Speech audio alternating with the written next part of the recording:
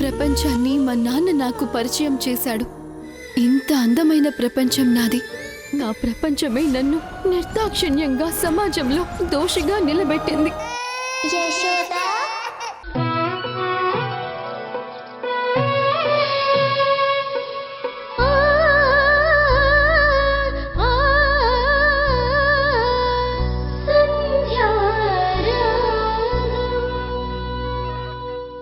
రాజేష్ బావకి సంధ్యకి మధ్య అలా ఏదో ఉందని నువ్వు బలంగా నమ్ముతున్నావు కదా. అదే విషయం శ్రీకర్కి తెలిసే ఉంటుందంటావా?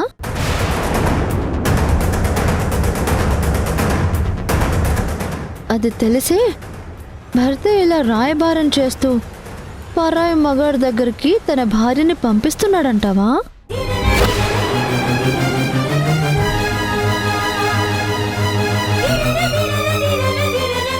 అందులో డౌటే ఉంది. చూస్తుంటే అంతా క్లియర్గా అలానే కనిపిస్తుంది కదా. ఛీ! మాట మీద నిలబడడం రాని బ్రతుకు దానిది. దాన్ని చూస్తుంటేనే నాకు అసహ్యం వేస్తుంది.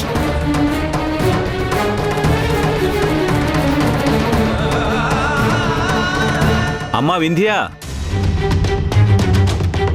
అక్కడే ఉండిపోయారే, ఇలా రండమ్మా, ఏర్పాట్లన్నీ రెడీ అయిపోయాయి. మావయ్య వస్తున్నాను.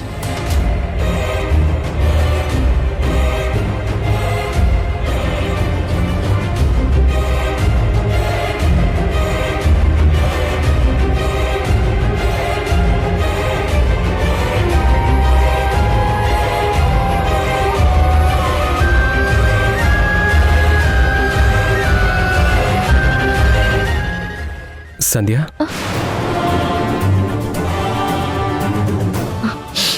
కళ్ళలో నీళ్ళేంటి? ఏం జరిగింది? ఏమైనా అయిందా? అబే ఏం లేదండి. కంట్లో నలక పడినట్టు అనిపిస్తేను. రెండు కళ్ళలోనా? లేదు, నువ్వేదో దాస్తున్నావు. నిజం చెప్పు, ఏం జరిగింది? అదేం లేదండి.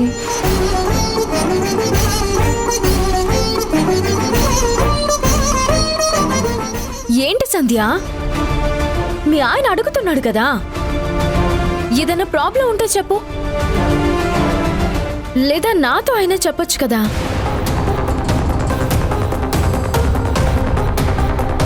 ఏ సంధ్య, ఇక్కడికి రావడం నీకు ఇష్టం లేదా? లేక మా అత్తయ్య గారు జరిపించి పూజ ఇష్టం లేదా?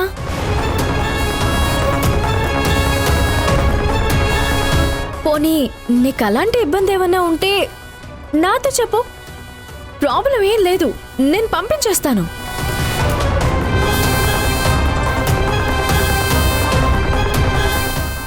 వెళ్ళిపో ఇక్కడి నుంచి.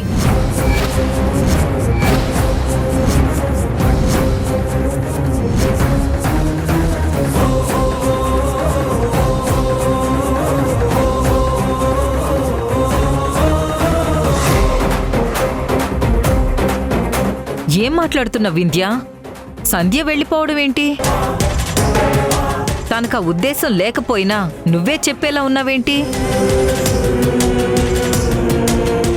అసలు నువ్వేనా మాట్లాడేది వింధ్య? నీ ఫ్రెండ్ నీకోసం వస్తే వెళ్ళిపోమ్మంటావేంటి?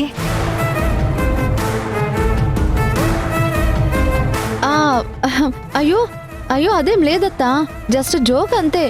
సంధ్య అలా ఉంది కదా, మూడ్ చేంజ్ చేద్దామని వింధ్య సిస్టర్ జోక్ చేసింది, ఏదో సరదా కంది. ఏంటో, ఏవి జోకులో ఏది సీరియసో అసలు నాకు అర్థం కావట్లేదు. అమ్మా, శుభగడియల్లో యాగం పూజ జరిపిస్తేనే దోషాలు పోయి మంచి చేకూరుతుంది. ఇద్దరు దంపతులు పీటల మీద కూర్చుంటే పూజ మొదలు పెడదాం. అవును, రాజేష్ ఏడి? ఒకసారి వాడికి ఫోన్ చేయండి.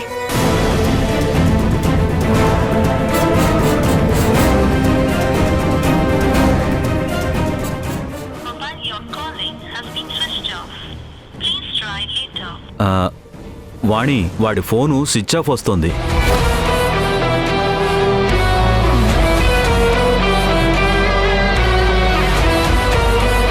ఇలాంటి విషయాల్లో బావ చాలా స్మార్ట్. ఫోన్ ఆఫ్ చేసేసాడు. ఇంకా ఏ గొడవ లేదు. అదేంటి అలా చేయడం ఏంటి రాజేష్? వాడు వస్తున్నాడా లేదా? వింధ్య, ఏమైంది? ఆ, అది అది నాకు తెలియదు అత్తయ్య. నేను ఫోన్ చేశాను, కలవట్లేదు. ఒకవేళ దారిలో ఏమైనా వస్తున్నారేమో. లేదు లేదు, వచ్చేవారే అయితే ఫోన్ స్విచ్ ఆఫ్ చేయడం ఎందుకు? అత్తయ్య, ఆయనకి ఇష్టం లేదేమో, అందుకే మనతో కలిసి రాకుండా ముందు మీరు వెళ్ళండి, వెనకాల నేను వస్తాను అని మనల్ని ముందు పంపించేశారు. ఆయన గురించి నాకు బాగా తెలుసు కదా. ఇంకా ఆయన రానట్టే. మనం కూడా వెళ్ళిపోదాం. పూజ ఏదైనా ఉంటే సంధ్య శ్రీకర్లు చేస్తారు. వాళ్ళు జంటగా ఉన్నారు కదా, వాళ్ళే చేసుకుంటారులేండి. పదండి, పద మౌనిక. ఎక్కడికమ్మా వెళ్ళిపోయేది? మన గౌరవం ఇలా తగ్గించుకుంటామా ఏంటి? నా కొడుకు నా మాట వినకుండా నన్నే పక్కన పెడతాడా? ఇదేనా వాడు నాకిచ్చే గౌరవం? అయ్యో, అది కాదత్తయ్య. మీ అబ్బాయికి మీరంటే ఎంత గౌరవ మర్యాదలో మీకు తెలుసు కదా.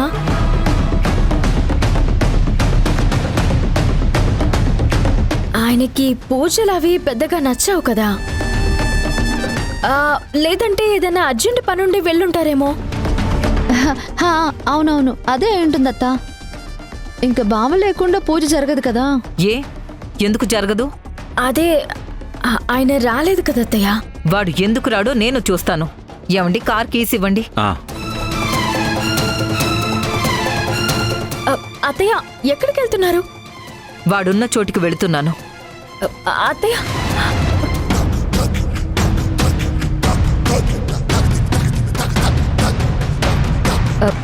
ఏంటి వింధ్య, మీ అత్తయ్య ఇంత ముఖ్యంగా పూజ చేస్తున్నప్పుడు రాజేష్ రాకపోవడం ఏంటి? అసలేం జరిగిందమ్మా? అది నన్ను అడిగితే నాకేం తెలుస్తుంది అత్తయ్య. సంధ్యని అడగండి.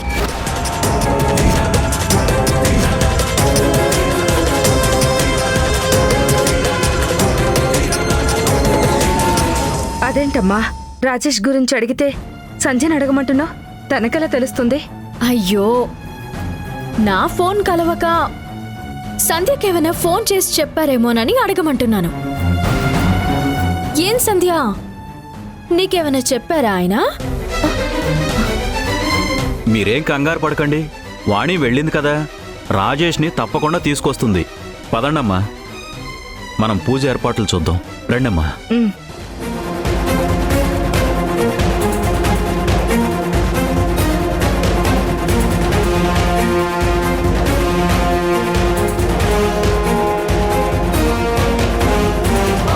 నువ్వు మామూలు దానివి కాదు, నివ్వురు గప్పిన నిప్పువి. ఆఖరికి మా అత్తయ్యని కూడా నీ వైపుకు తిప్పుకున్నావు కదా. మా ఇంట్లో కూడా నీదే పై చెయ్యి. ఈ పూజ ఇదంతా నీకోసమే ఏర్పాటు చేసుకున్నావు కదూ. నా భర్త వస్తే ఆయనతో కలిసి కూర్చుని పూజ చేసేద్దాం అనుకున్నావా?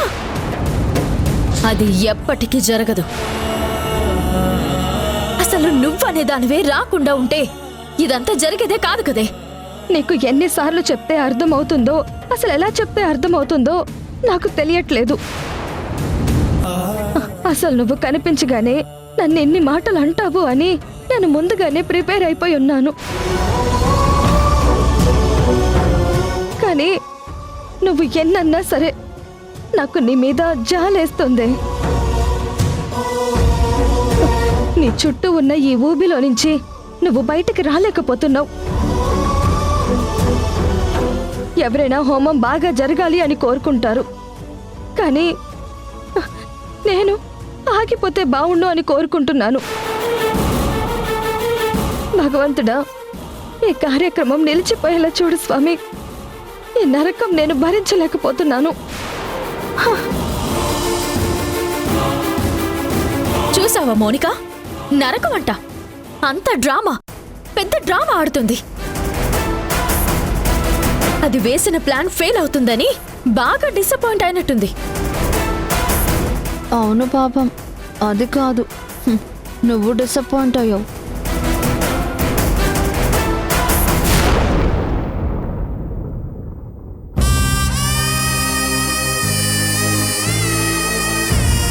అసలు ఈ పూజ జరగడం వింధ్యకి ఇష్టం లేదు.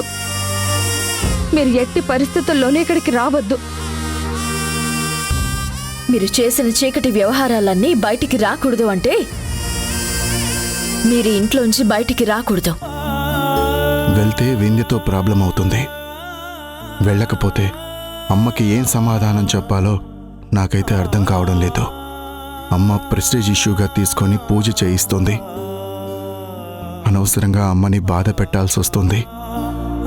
నేనేమో ఫోన్ స్విచ్ ఆఫ్ చేశాను. అందుకు అమ్మ ఎలా ఫీల్ అవుతుందో, ఎలా రిసీవ్ చేసుకుంటుందో.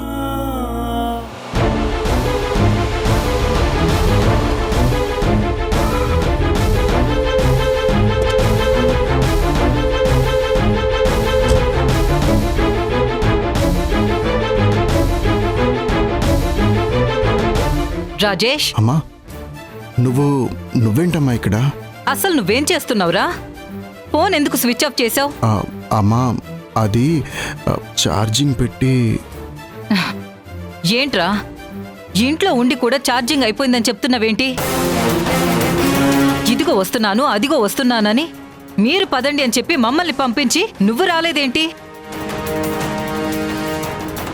ఎందుకు రాజేష్ ఎలా చేస్తున్నావు? అసలు నీ ప్రాబ్లం ఏంటి? అమ్మా ప్లీజ్, నేను అన్నీ చెప్పలేనమ్మా, నువ్వే అర్థం చేసుకో. పూజకి నేను రాలేనమ్మా. వింధ్య ఉంది కదా, తనతో చేయించు. ఇది మరీ బాగుంది రాజేష్. ఇంట్లో ఇలా చెప్పుకోలేని ప్రాబ్లమ్స్ ఎక్కువ అయ్యాయనే కదా మీ భార్యాభర్తలతో దోష నివారణ పూజ ఏర్పాటు చేయించాను. అక్కడికి కూడా నువ్వు రాను అంటే అసలు నేనేమనుకోవాలి? అమ్మా, నువ్వు ఏమైనా అనుకో అమ్మా, నేను మాత్రం రాలేను. అదే ఎందుకు రాలేవు రాజేష్? పూజ చేస్తే నీకొచ్చే ఇబ్బంది ఏంటి? ఎవరితో నీకు ప్రాబ్లం? ఎవరు నిన్ను రావద్దంటున్నారు? అసలు ఏం జరిగిందో చెప్పు. ఎందుకు రాజేష్ నువ్వు అంతగా మదన పడుతున్నావు? అసలు నువ్వు ఎవరికి భయపడుతున్నావు? భయపడుతున్నానా? చచా, నేను భయపడ్డం ఏంటమ్మా, అదేమీ లేదు. మరి ఏంట్రా ఇది? నువ్విలా చెయ్యడాన్ని నేనేమనుకోవాలి? నిర్లక్ష్యం అనుకోవాలా? అమ్మా, ట్రై టు అండర్స్టాండ్ మీ. అంతేలేరా, అందర్నీ నేనే అర్థం చేసుకోవాలి. నన్ను మాత్రం ఎవ్వరూ అర్థం చేసుకోరు. కొడుకు కోడలు బావుండాలి అనుకున్నాను. అది నా తప్పేరా? కోడలు లాంటి సంధ్య జీవితం కూడా ఏ మాత్రం బాగోలేదు. వాళ్ళకి మంచి జరగాలని చెప్పి అనుకున్నాను. అది కూడా తప్పేనా? ఈ పూజ కోసం అని చెప్పి వాళ్ళని ఒప్పించి మరీ తీసుకొచ్చాను. ఈ పూజ జరగకపోతే అందరి ముందు నా పరువు పోతుందిరా.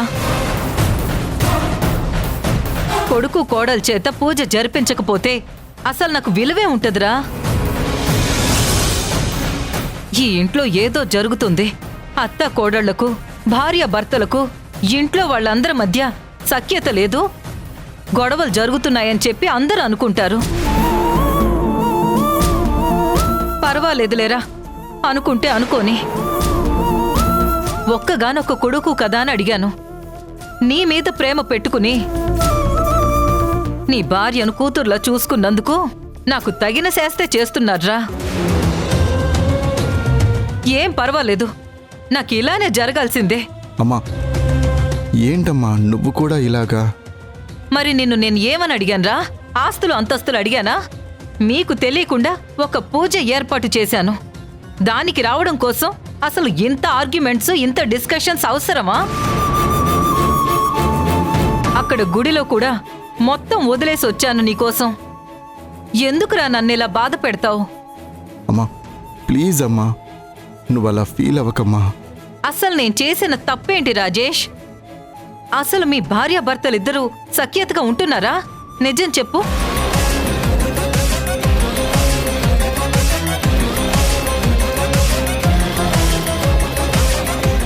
పైకి మాత్రం బావున్నట్టు కనిపిస్తున్నారు, కానీ లోపల మాత్రం సంతోషంగా లేరు. వింధ్య అయితే ఈ మధ్య అసలు గందరగోళంగానే ఉంటుంది.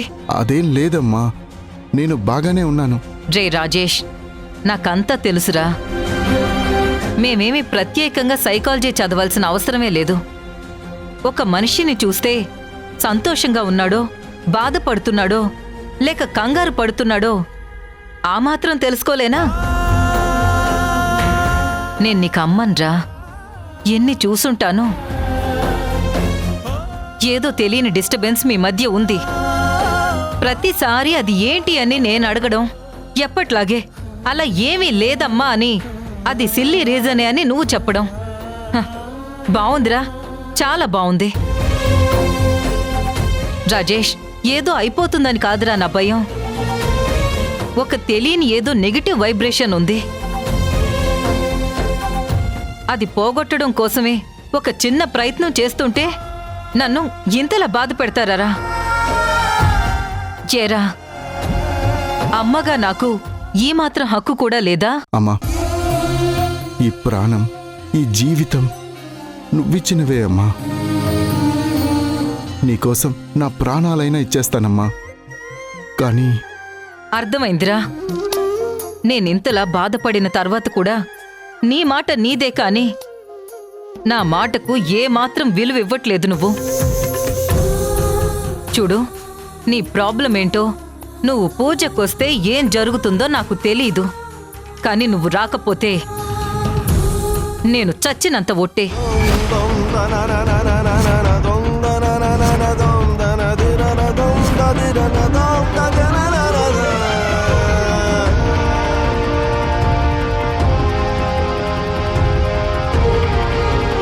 అమ్మా, అలా మాట్లాడకమ్మా.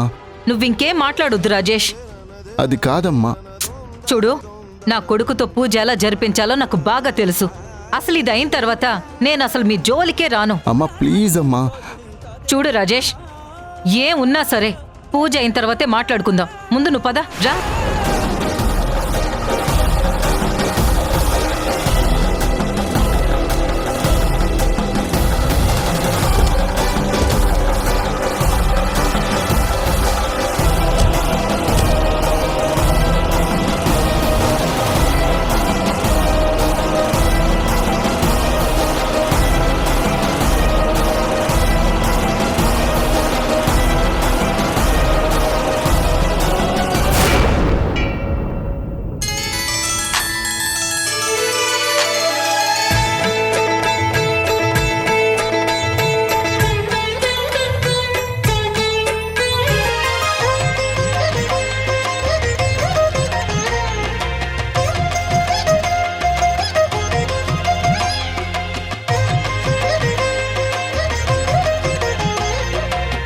నాయనా, శుభగడియలు మొదలయ్యాయి, పూజ మొదలు పెట్టాలి. ఇంతకీ అబ్బాయి వస్తున్నాడా? వస్తూనే ఉంటారు పంతులు గారు. శుభగడియలు మొదలవడం కాదు, పూర్తయిపోయినా సరే ఆయన రారు, ఈ కార్యక్రమం జరగదు.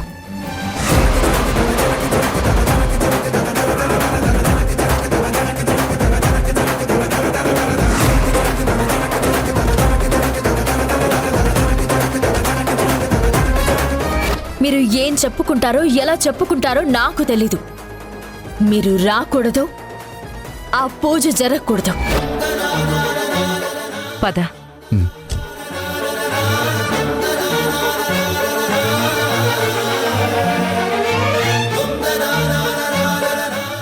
అది ఇక్కడ పెట్టండి. అదిగో రాజేష్ అన్నయ్య వస్తున్నారు.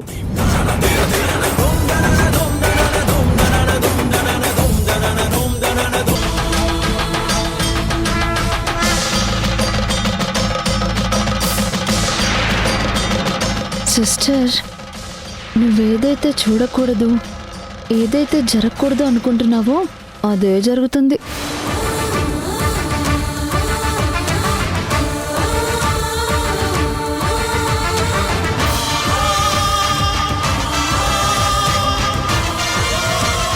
సిస్టర్, ఈ పూజ ఇంకా ఆగేలా లేదు. ఈ ఒక్కసారికి అత్తయ్య మాట కోసం అనుకుని నువ్వు వదిలేసి.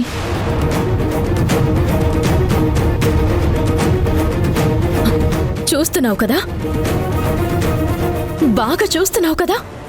ఇప్పుడు నీ కళ్ళు ఆనందంతో పొంగిపోతున్నాయి.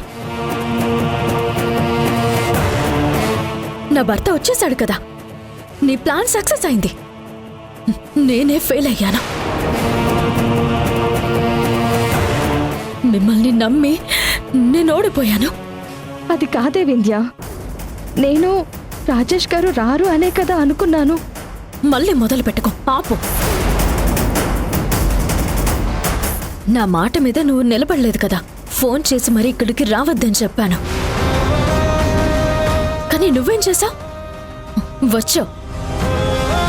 దాని ద్వారానే తెలుస్తుంది నీ బుద్ధేంటో. మీరు ఖచ్చితంగా రావాలి. ఆ పిచ్చిది అలాగే మాట్లాడుతుంది, పట్టించుకోవద్దు. పూజ ఏర్పాట్లు చేసిందే మన కోసం. మీరు రాకపోతే నేను ఊరుకోను అని పట్టుపట్టి మరీ రప్పించావు కదా ఆయన్ని. వింధ్య, నేనెందుకు అలా చెప్తాను? రావద్దని నేను కూడా చెప్పాను. పోనీలే సిస్టర్, అత్త వెళ్ళి తీసుకొచ్చింది కదా. అదంతా వీళ్ళ ప్లాన్. నన్ను మోసం చేయాలి కదా మరి. వీటన్నింటికి మూల కారణం ఈవిడ గారే. సరే, బావ వాళ్ళు ఉన్నారు ఇక్కడ, కంట్రోల్ చేసుకో.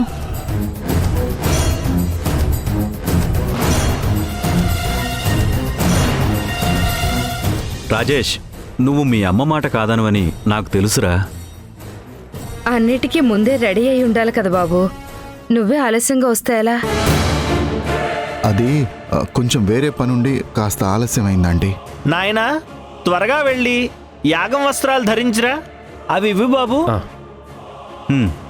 ఇదిగోండి రాజేష్ గారు, తీసుకోండి. Thank you Srikar. రాజేష్, త్వరగా వెళ్ళి మార్చుకునిరా. అటు వెళ్ళు. సరే అమ్మా.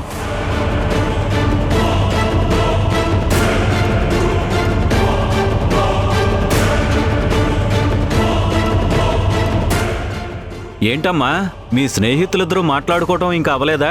రాజేష్ కూడా వచ్చేసాడు కదా, రండి. సంధ్య,